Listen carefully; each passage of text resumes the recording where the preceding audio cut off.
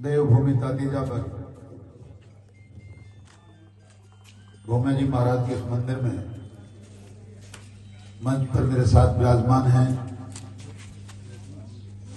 झुंझुनू जिले के नहीं राजस्थान के ऐसे प्रखर वक्ता, भारतीय जनता पार्टी की आन बान शान और हम सब लोगों का राजस्थान की उस सदन में प्रतिनिधित्व करने वाले मेरे अनुज भाई धर्मपाल जी, ये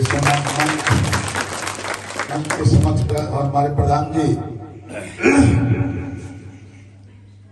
जो जिस दिन से हमने पंचायत समिति में चुनाव लड़ा है तब से लगातार एक छोटे भाई की तरह कंधे से कंधा मिलाकर काम कर रहे हैं। कुछ परेशानी आई हैं जो मेरे सामने आपको बताई हैं, और आदमी है जिन लोगों को बहुत घमंड राजनीति पे हो जाता है कि हम लोग बन गए तो पता नहीं क्या हो गए, उनके घमंड को चकनाचूर भी आप लोगों को करना है। पर जैसे भी हमसे बन पड़ी, हमने अपनी सारी समस्याओं का समाधान दोनों भाइयों ने मिलकर किया है। जैसे हमारे प्रधान जी, आपका भी तातीजा में स्वागत है। इस मंच के समक्ष विराजमान आदर के युग मेरे बुजुर्गण, नौजवान दोस्तों, मातृशक्ति मीडिया के साथियों, आने वाली 19 तारीख को इस देश की सबसे बड़ी पंचायत के राजनीतिक भविष्य का फैसला होना है। फैसला इस बात का होना है कि देश में पिछले 10 साल में 70 साल का इतिहास तोड़कर क्या क्या देश में विकास के काम कर दिए, कैसे आयाम स्थापित कर दिए, कहां कहां देश का मान और सम्मान बढ़ा दिया, ये आप लोग मुझसे बहुत बेहतर जानते हैं। समय वाकई कम, हम लोग देरी से आए हैं आपके बीच में और बहुत गांव में जाना है। हमें तो पूरी क्षेत्र में एक ही भाषण है, पूरा जिला जानता है। इंजीनियर धर्मपाल और सुंदर चौधरी जब बोलना शुरू करते हैं तो लोग सुनते हैं, इसको कोई शक नहीं है। पर ये जहां बोलते हैं वहां हम अपने आप को बोल भाषण वाले मामले में बोलना ही समझता हूं।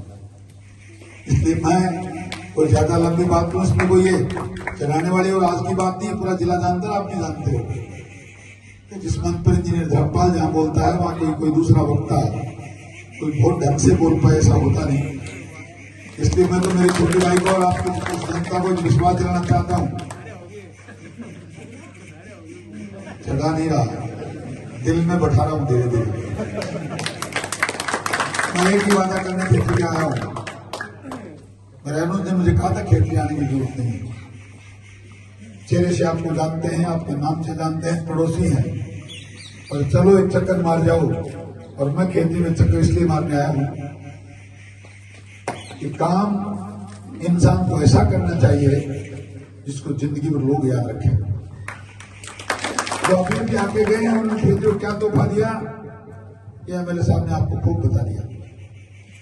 पड़ोस के बुहाना में जाके देख लो, चूड़ीना में एक पत्थर लगा हुआ है, 30 साल पहले का है, 25 साल का पहले का, मुझे पता नहीं, और वहां शिलान्यास किया हुआ है कि नहर आएगी, इसलिए यहां शिलान्यास स्वामी ने कर दिया। इसने क्या करके क्या क्या कर दिया, हमने कोई गिनाने की इसलिए जरूरत नहीं कि हमारे पास काम, हमारे काम गिनाने की फहरिस्त भी बहुत लंबी है और काम करने का मादा भी हम दोनों में है।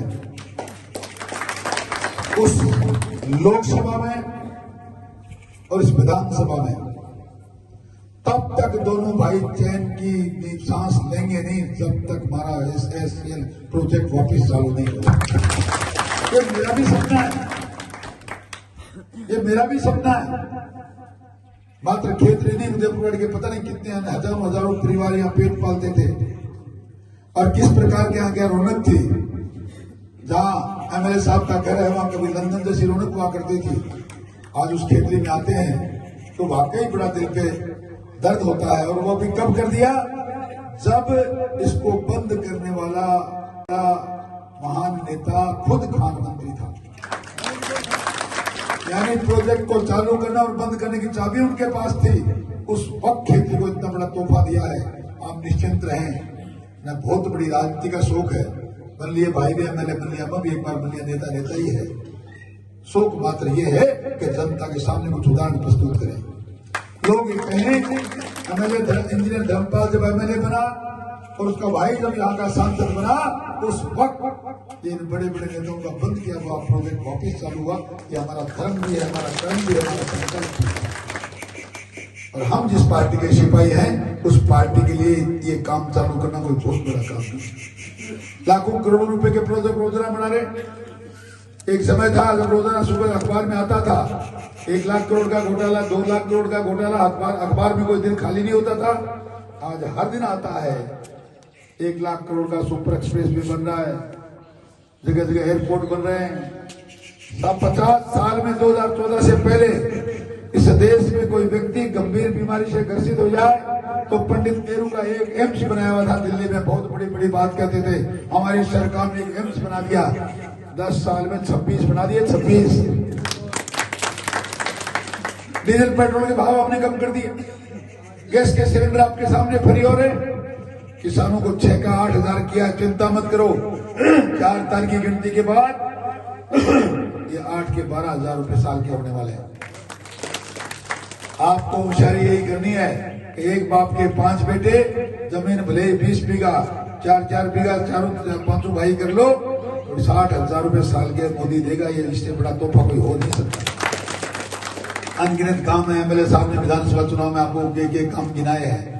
मैं कल अभी तो रोक दिया इन्होंने, कोई ठंडा पानी पिला ही रहे थे। पता नहीं कल मंडावा में किसी ने क्या रोके फतेहपुर में, तब से गला खराब है, ज्यादा बोलने की स्थिति में हो नहीं। और यहाँ मैंने आपको पहले कहा एमएलए साहब झगड़ाने की बात नहीं, आप जहाँ बोलते हो मुझे मैं तो अक्सर सोचता रहता हूँ आपको सुनने के बाद मैं क्या बोलूँ कि कोई मेरे को भी सुन ले। इसलिए आपके बोलने के बाद किसी के बोलने की जरूरत होती नहीं है।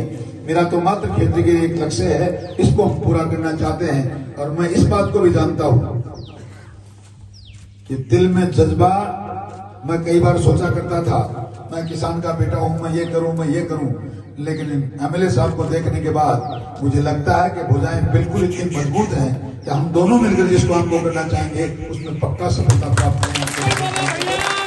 होगा। धन्यवाद। जय हिंद, जय भारत। अब तो सबके सब लोग 19 तारीख के काम में लगो। राम राम साहब।